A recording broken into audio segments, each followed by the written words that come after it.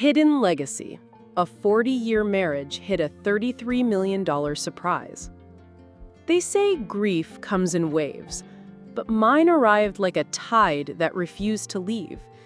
It had been 3 days since the funeral.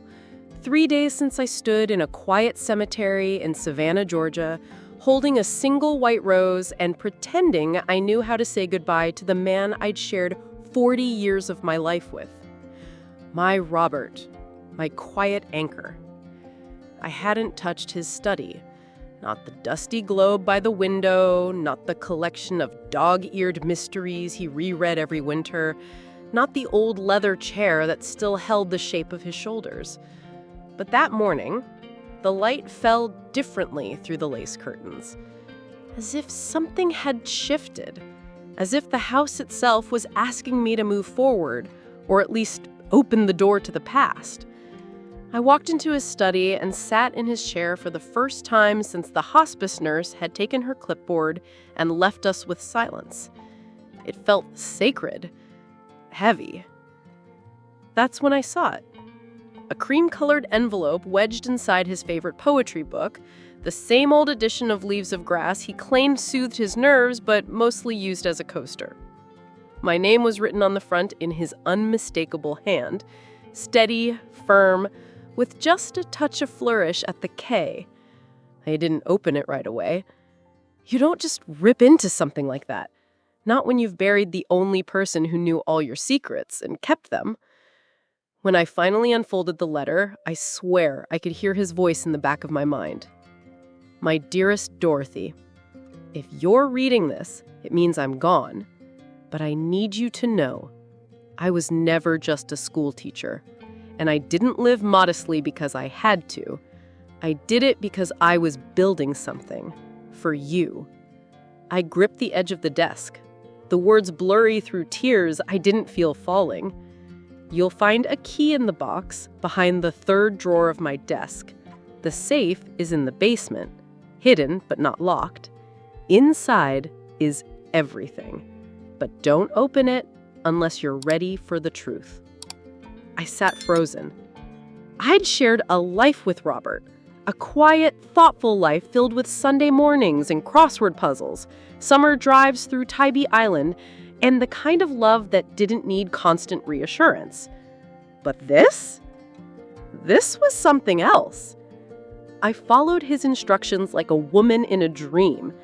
The box was there, tucked so deep I had to use a flashlight to find it.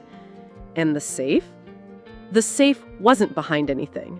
It was part of the wall, painted over to blend in with the concrete. I turned the key with shaking hands, and what I found inside made me sit down on the basement steps because I couldn't stand. Bank statements, investment records, property deeds, legal documents stamped with my name, and at the top of the stack, a trust fund valued at $33 million. I stared at the numbers so long, I thought my vision had failed me. Robert, my simple, sensible, soup on Wednesdays husband, had been hiding a legacy I never suspected.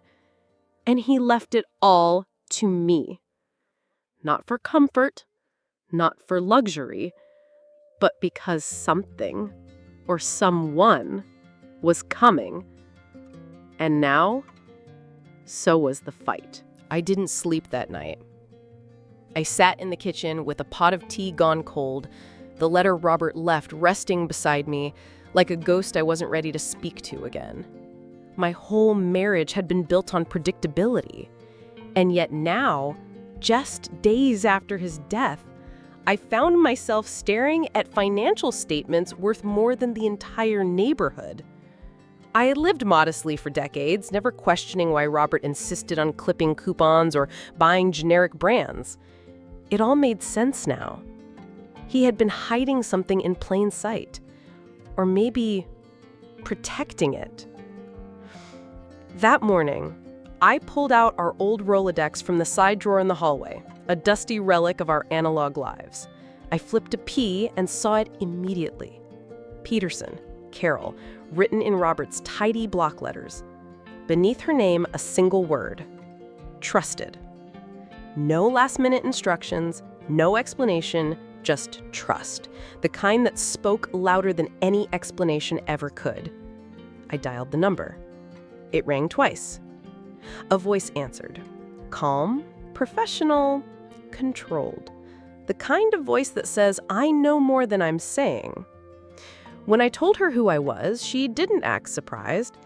In fact, she simply replied, Mrs. Klein, I've been expecting your call. That stopped me cold.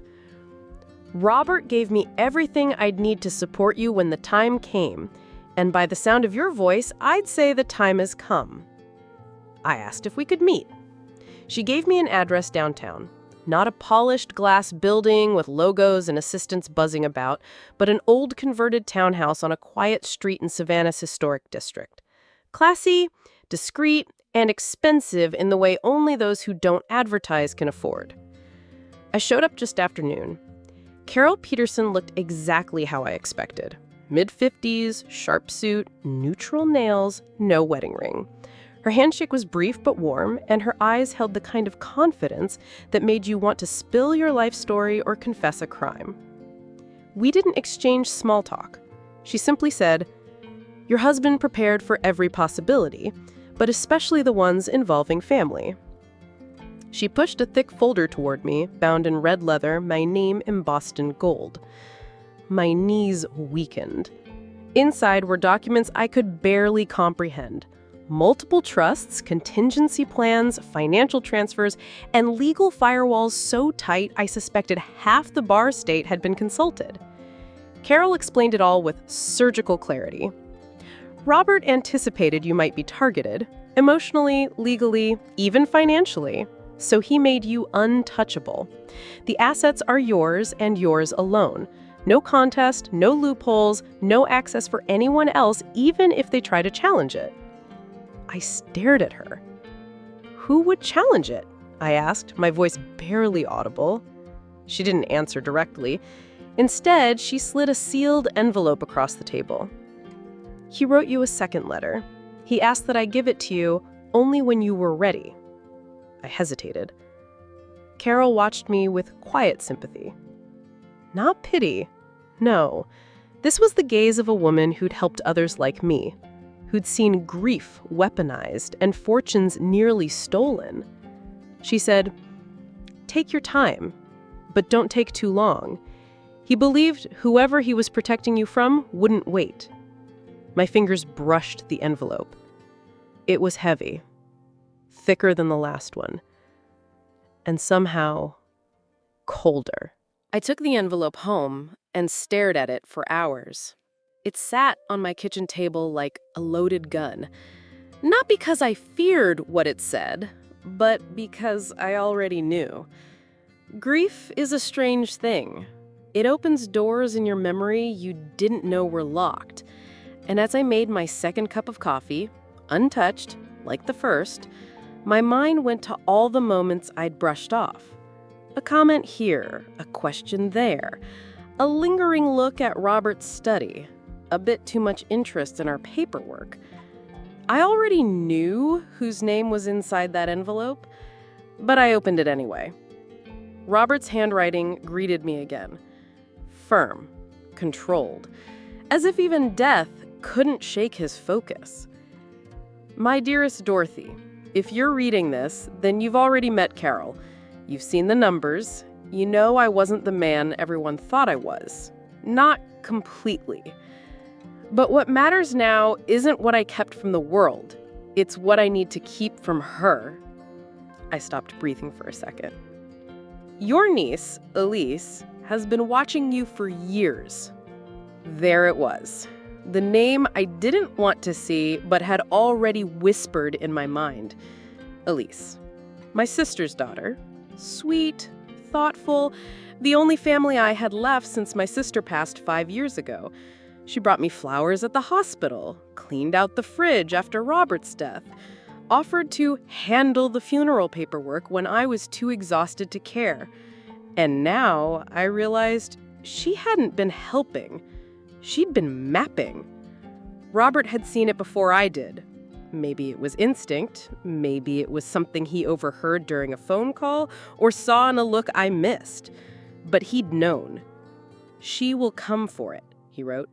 "She will smile while doing it, and you must be ready. Because this isn't just about money to her, it's survival." My stomach turned. Elise was drowning in debt. That much I suspected, but Robert had uncovered more. Credit card delinquencies, gambling transactions, shell companies, all quietly accumulating behind the facade of a polished, polite Southern woman. "She's smart," the letter continued. "She knows your routines. She knows your blind spots. But what she doesn't know is that I've given you every weapon you'll need. Use them." I folded the letter and held it to my chest. Everything suddenly snapped into place. The concern that felt a bit too rehearsed, the frequent accidental visits, her mention of how messy probate can be, even though I hadn't brought it up. Elise was preparing to strike, but Robert had prepared me to strike first. Elise showed up the next morning. As if summoned by the ink on that letter, she appeared on my porch holding a bouquet of yellow tulips, Robert's favorite, wrapped in brown paper and tied with twine, the kind of touch meant to look thoughtful without being expensive. She smiled when I opened the door, the kind of smile people practice in bathroom mirrors when they need it to mean something it doesn't. Her voice was soft, sugar-sweet, wrapped in sympathy. She said she just wanted to check in on me. Said she'd been thinking about how lonely the house must feel now. Said she hoped I was getting help with all the logistics. Every word now felt like a needle. Before the letter, I might have welcomed her inside without hesitation. Now I heard the calculations in every syllable. I let her in, because I wanted to see how far she'd go. We sat in the parlor, surrounded by photographs of Robert and me. Elise glanced at them with that careful sort of detachment people have when they're already measuring what something might sell for. She complimented the antique clock, the wood floors, even my tea set. Items she'd never mentioned before, now suddenly interesting. Then, gently, she began to steer the conversation. She asked if I'd started looking into the will. Asked if Robert had left instructions. Mentioned how probate could be so confusing for widows, and how she'd read online that assets can get lost if not handled properly. She spoke like someone offering help, but I heard the hunger beneath it. The problem was, she thought I was still grieving. She thought I was fragile. She thought the old woman in front of her didn't know the difference between comfort and conquest. But Robert had given me eyes to see what love tried to blind me from. I smiled politely, offered her more tea, and told her everything was being handled professionally. I dropped Carol Peterson's name into the conversation like a lit match. Elise's eyes tightened just slightly before she masked it again. She stayed for 23 minutes. And in that time, I watched her scan the room, weigh my tone, and calculate her next move. She left with a hug that lingered half a second too long, not out of affection, but out of strategy.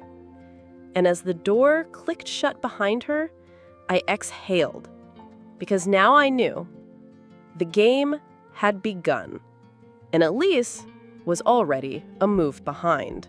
Elise's visit left a scent of lavender and something far less floral: calculation. After she left, I didn't cry, I didn't pace, I didn't pour another cup of tea. I went straight to the locked file drawer in Robert's old desk, the one I hadn't dared touch until now. Inside was a manila folder labeled with one word: Elise. Robert had done his homework. I sat at the desk, sunlight slanting across the papers, and read through what he'd quietly gathered over the years. Elise had debts. Not just the odd credit card bill or student loan.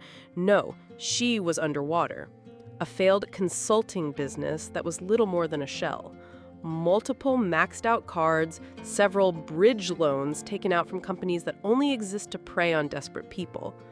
Worse, she'd recently liquidated her savings, what little she had, and defaulted on a condo she told everyone she sold to travel.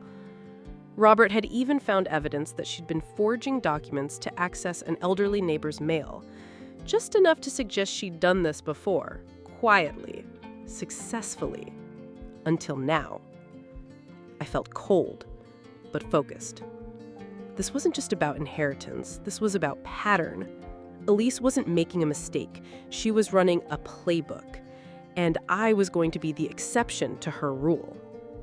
So, I called Carol.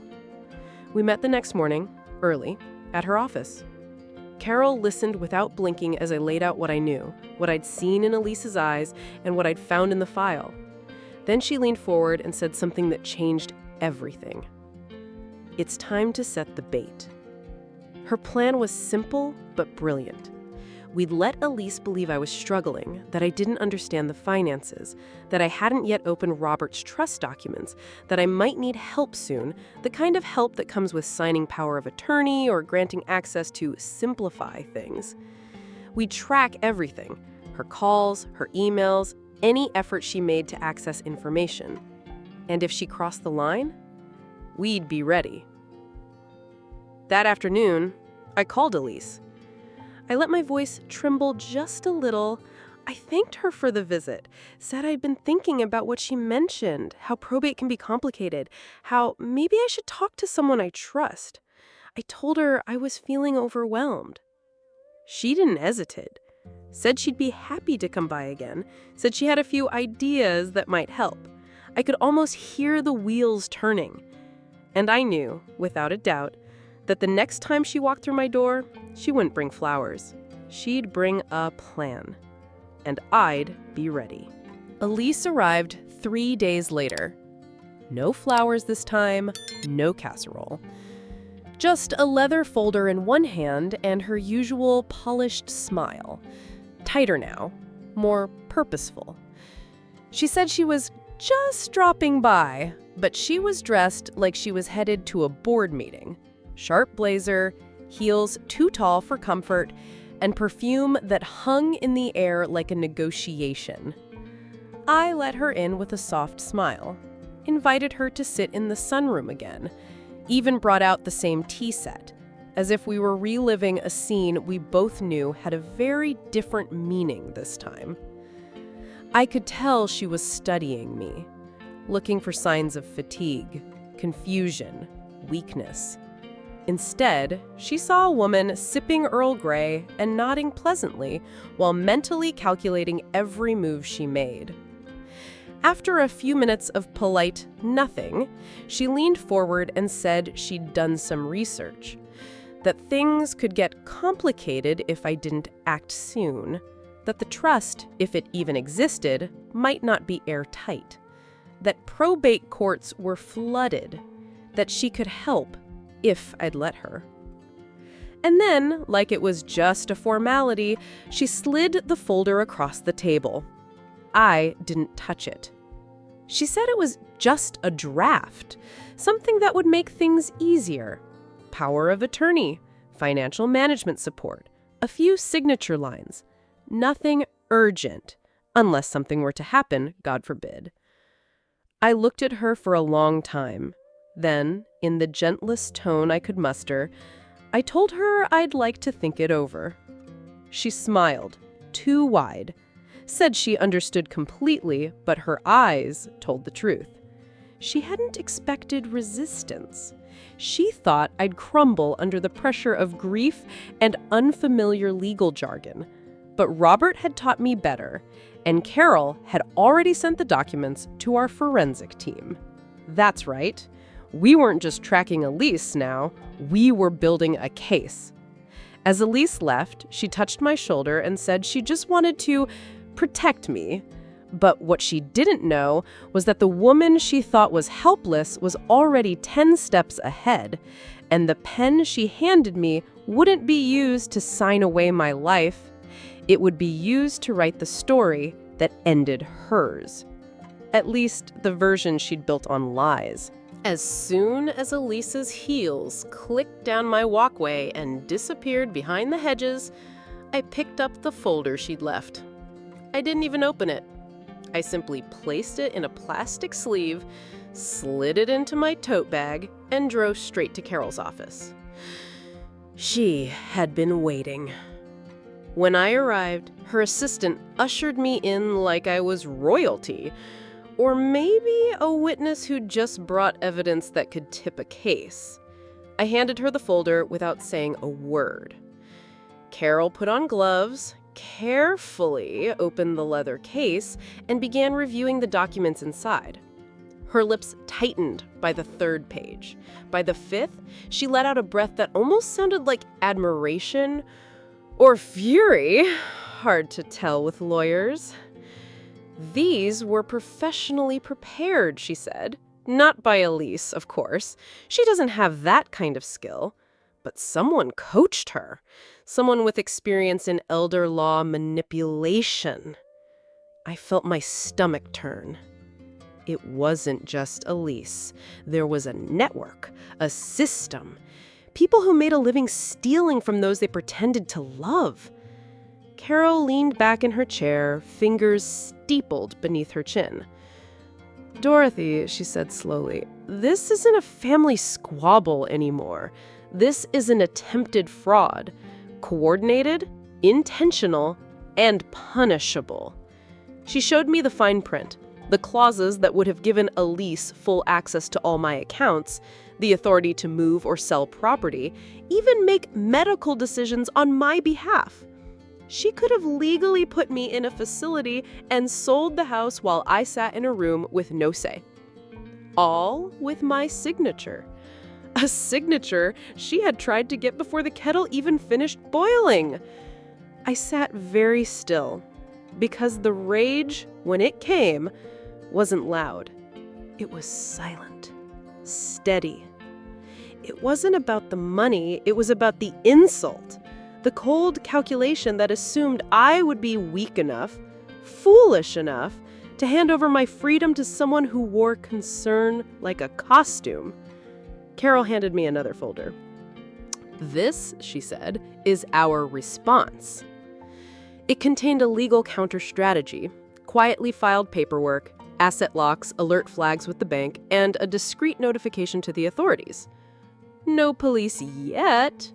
Not yet. But if Elise made one more move, just one, we'd be ready. And this time, the signature on the final page wouldn't be hers. It would be mine.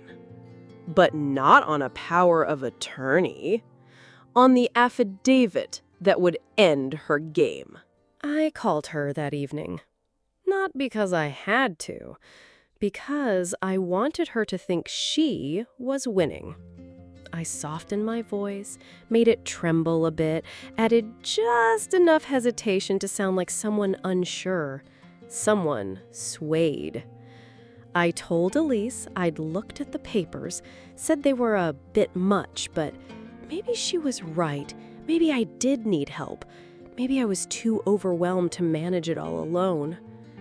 There was a pause on the other end of the line, a heartbeat of silence that said everything. She'd taken the bait. She offered to come over again, suggested we could finalize things, maybe even bring someone she knew who could notarize, so we didn't have to go through all the red tape. I agreed, because I knew by then Carol had already set the snare. We were working with a local investigator now, someone who specialized in elder exploitation cases. Every call, every visit, every signed delivery, every email, all being tracked, time-stamped, and logged. But Elise didn't know that. She thought she was creeping up on a helpless widow who had too much house and not enough sense. She didn't realize she was walking straight into a legally structured ambush. The next day, she showed up with another version of the paperwork. New language, more aggressive terms, cleverly masked as simplifications. And this time, she brought someone with her, A notary, or so she claimed. Middle-aged, uncomfortable, quiet, probably just a friend who owed her a favor. Someone willing to look the other way for a quick $50 and a fake title. I invited them in, smiled, poured tea, wore a cardigan that made me look like I crocheted prayer shawls and fed birds in the park. We sat in the sunroom again. She laid out the pages. I picked up the pen. My hand trembled. Not from fear, but from control, just enough to make the performance perfect. I asked a few naive questions, nodded along with her rehearsed answers, then excused myself to use the restroom. In reality, I stepped into the hallway, pulled out my phone, and sent Carol one word: ready. 2 minutes later, Elise and her notary were face-to-face with 2 plainclothes officers and a state fraud investigator, all armed with warrants and questions. The look on her face, it wasn't anger, it was confusion, because she hadn't seen it coming. She still thought she was the predator, until the moment she realized the rabbit had built a trap of its own. Elise's face drained of all color as the officers identified themselves. She laughed at first, that sharp, nervous laugh people use when they think they can charm their way out of trouble. She said there must be a mistake, that she was just trying to help her aunt, that it was all a misunderstanding. The so-called notary tried to backpedal too, claiming he wasn't sure what he'd been asked to sign. But Carol had already delivered every document Elise had drafted, every call log, every manipulated clause to the authorities. And the moment the investigators showed Elise a printed transcript of her own emails, the ones where she referred to me as ripe for the picking, her smile vanished like smoke in the wind. They didn't arrest her right then. No. Fraud cases are methodical.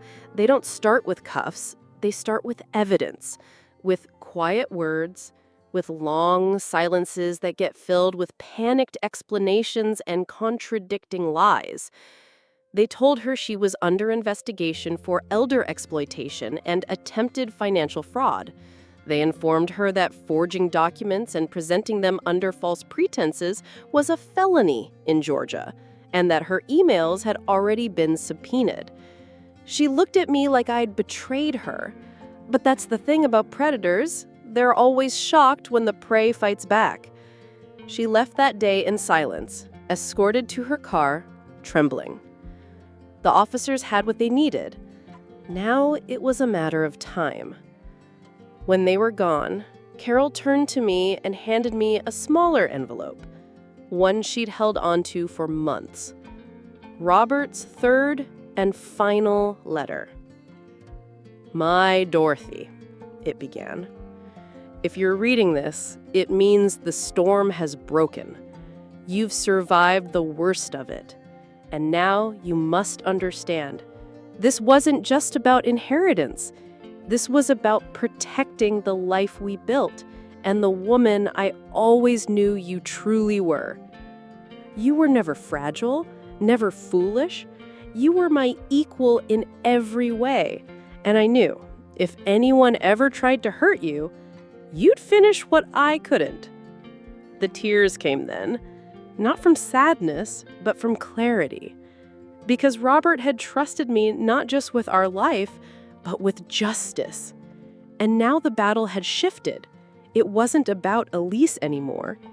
It was about the others like her, the other families, the other widows who didn't have lawyers or hidden safes, or husbands who planned ahead. Robert's gift wasn't just money. It was a mission. And I had every intention of seeing it through. Elise didn't disappear quietly.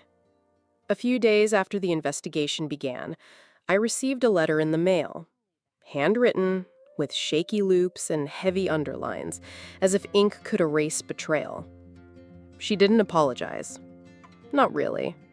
She tried to explain, said she was desperate, that life had been unfair, that Robert had left more than you could ever spend, and it wasn't right for one old woman to sit on a fortune while she fought off debt collectors in bankruptcy.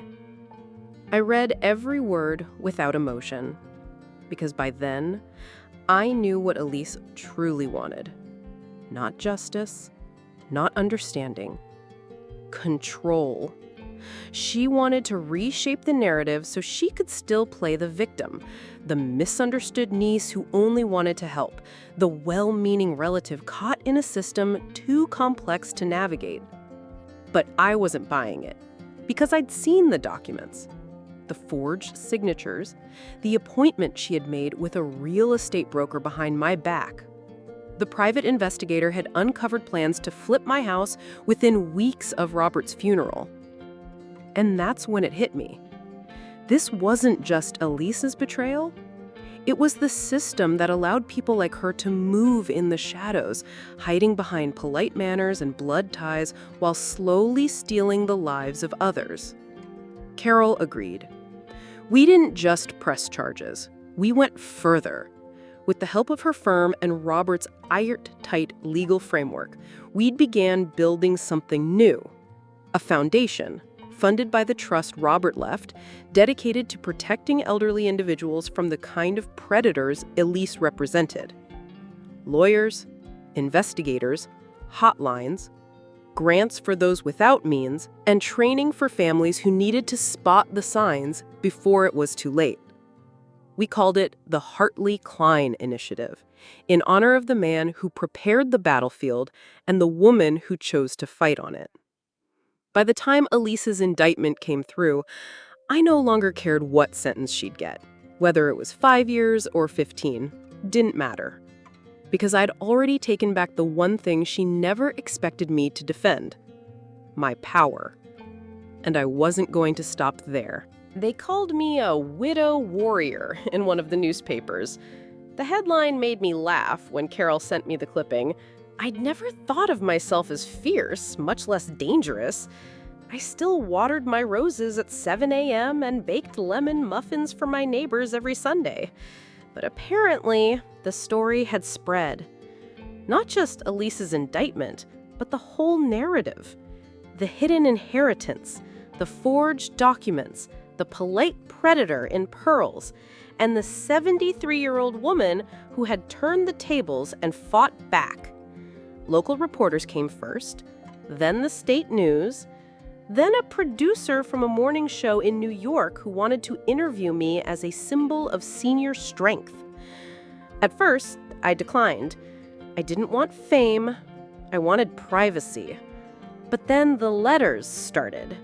Emails, phone calls, dozens, then hundreds from other people, mostly women, mostly elderly, who had experienced the same thing. Children pressuring them, grandchildren tricking them, lawyers they never hired showing up with papers they didn't understand. One woman wrote, "My son moved me into a care facility without my consent, then sold my house. I didn't know I had rights until I saw your story." Another said, "I thought I was going crazy. My niece kept changing the bank account passwords. Thank you for showing me I wasn't alone." That's when I knew this wasn't just my story anymore. It was ours. I agreed to do one interview, just one.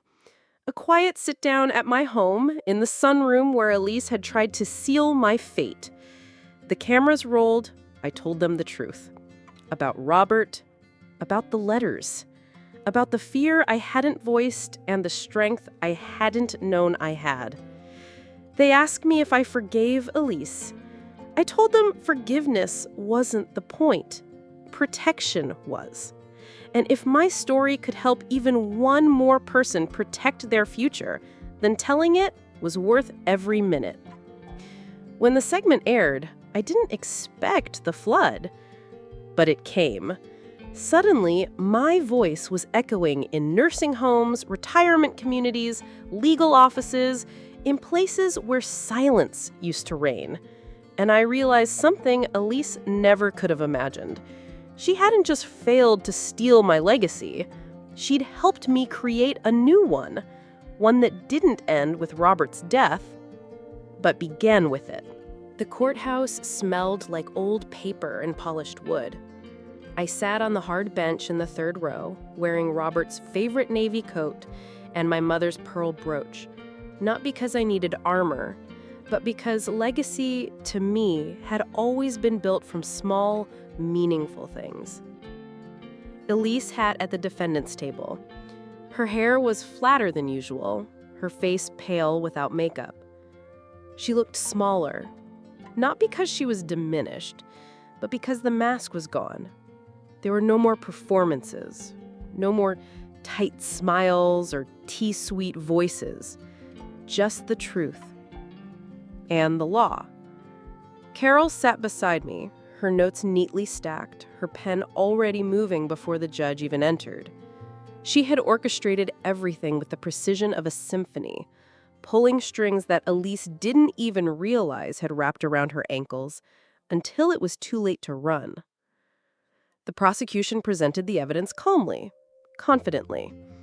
They outlined the timeline: Robert's death, the trust, the forged documents, the notary who wasn't, the emails Elise had sent to friends, bragging about her upcoming financial freedom. They played a recording of one call Elise had made to a third-party broker in which she discussed liquidating the old house once the papers are signed. I watched her flinch. Then they called me to the stand. The room felt too big and too quiet. But I remembered Robert's letter. I remembered the women who'd written to me.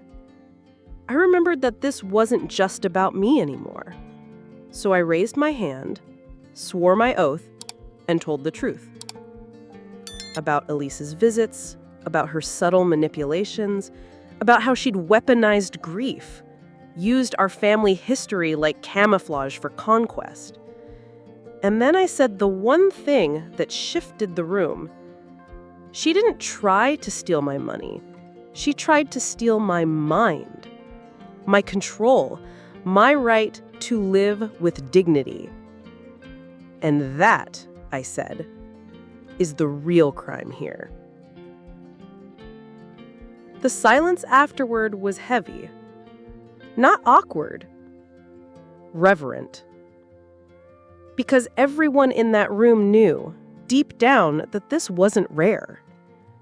It was just the first time someone had fought back loud enough to echo. Elise never looked at me again, not once during the rest of the trial. The defense scrambled, tried to spin desperation as motive, but the documents were too clear, the timeline too damning. The verdict came after just 2 hours of deliberation. Guilty. Attempted fraud, elder exploitation, conspiracy to deceive.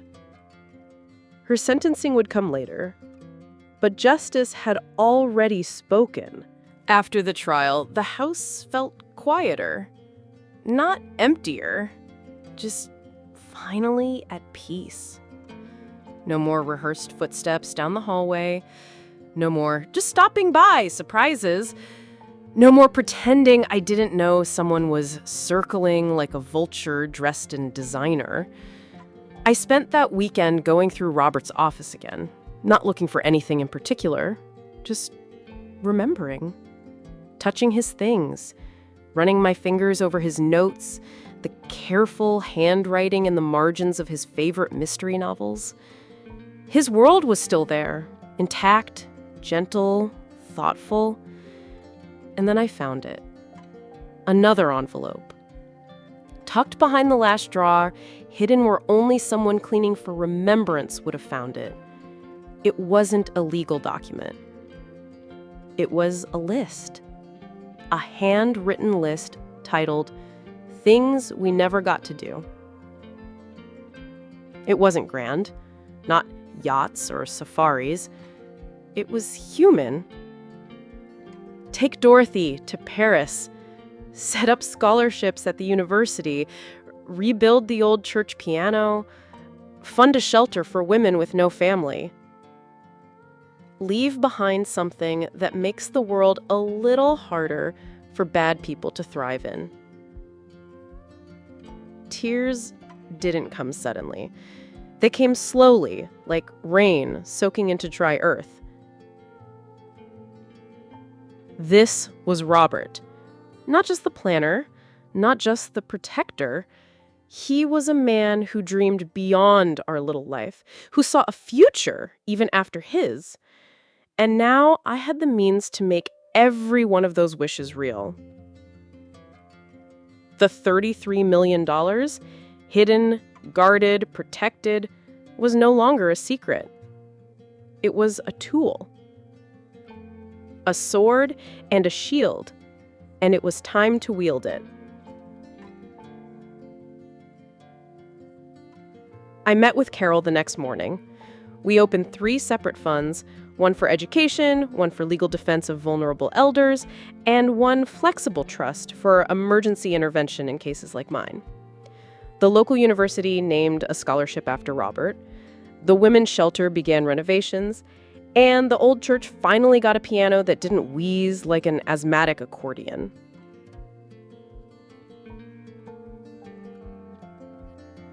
I didn't tell many people where the money came from. Not because I was ashamed, but because I'd learned that quiet power hums louder than shouted wealth. Elise had tried to steal a legacy.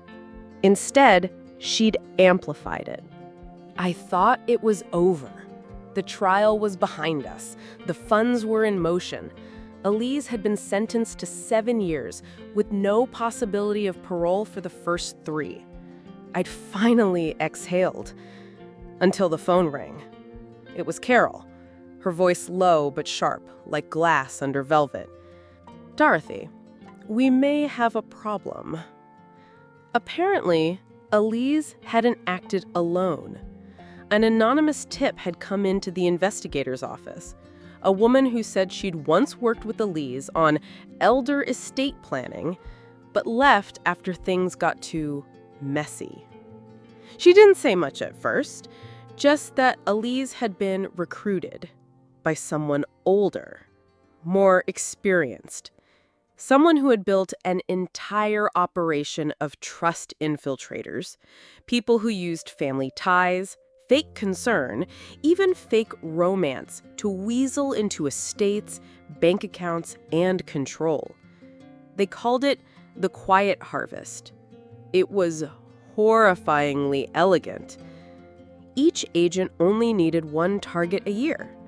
One lonely widow, one distracted grandfather, one complicated will, and they'd siphon away life savings like oil from a cracked tank, undetected until it was far too late. The woman said Elise was one of their younger stars, and that Elise had been promised protection if things went wrong. I sat in silence, my hand clenched so tightly on the receiver my knuckles turned white. It wasn't just betrayal anymore. It was organized betrayal. This wasn't about family. This was about predation as an industry. And suddenly, my battle with Elise felt like chapter 1 in a war I hadn't realized had dozens of volumes. But this time, I didn't feel afraid. I felt ready. Because Robert hadn't just left me money. He'd left me tools, connections, and a name that now stood for justice in the eyes of those who had once been voiceless. Carol asked me the simple question, "Do you want to go public with this?"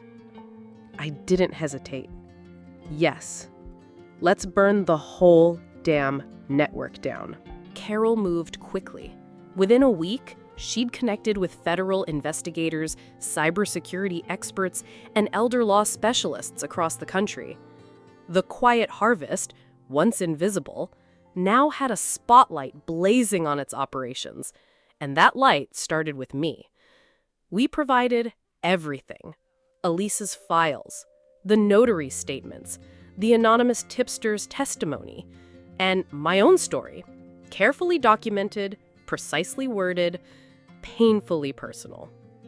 A week later, I sat under soft studio lights for a national interview. Not to be famous, not to be admired. To warn. To show other widows, retirees, and aging parents that predators didn't always come with ski masks and knives. Sometimes they came with casseroles and smiles. The response was staggering. Calls from Washington, senators wanting to use my case as the foundation for a new elder protection bill. Law enforcement agencies from 12 states joining forces. Victims stepping forward. Names, locations, tactics. Within 2 months, 5 states had opened grand jury investigations. Within 4 months, 12 arrests had been made. One of them a man who'd previously been Elise's mentor. They called him the broker. He had no remorse, but he had records. Hundreds of them. The network unraveled like cheap lace in a rainstorm. And still, the letters poured in. Not from lawyers, not from journalists. From people like me. People who'd once thought of themselves as just old, as past their prime, as easy targets. And now, they were organizing. They were fighting. Some even started calling it the Klein effect. But I knew better. This wasn't about me. It was about Robert, the man who hid $33 million not to live lavishly, but to protect what mattered. The man who believed that strength doesn't come from youth, it comes from resolve. And the man who trusted that one day I'd use his legacy not to survive, but to change everything. So, I did. We launched the Klein-Robertson Foundation, nationwide resources for elder defense, legal aid, emergency shelter, fraud education, and survivor recovery. By year's end, we'd helped over 9,000 people. Elise was still in prison, her network was in ruins, and I was finally free. Not just from danger, from doubt, from silence, from the lie that aging means weakness. Because I wasn't just someone's widow anymore. I was someone's warning. If you're still listening, thank you. Thank you for walking with me through this storm. And if you or someone you love has ever felt overlooked or underestimated, remember this. We don't lose power with age. We accumulate it. Some legacies come in trust funds. Others come in fire. This one? It came with both. Don't forget to subscribe, and if you've ever lived through something similar, your story matters. Share it in the comments below, because you're not alone. Not anymore.